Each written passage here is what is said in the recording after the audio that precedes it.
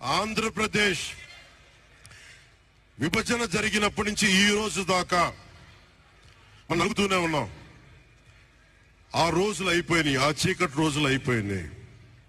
ప్రతి ఒక్కరం బాధ్యతతోటి భవిష్యత్తు తరాల కోసం బాధ్యతను భుజాల మీద వేసుకుని చాలా బాధ్యతాయుతంగా జవాబుదారీతనంతో కూడిన రాజకీయ ప్రభుత్వం, రాజకీయ మనకి ఆలోచన విధానం ఉంటుంది.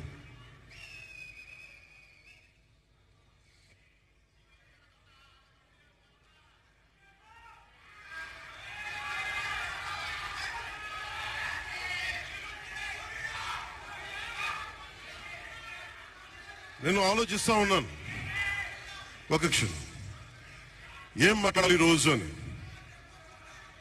ఒక నిమిషం, ఏం మాట్లాడాలి ఈ రోజు అని అనుకుంటా ఉన్నాను. నా జీవితంలో ఎప్పటిదాకా విజయం తెలియదు నాకు.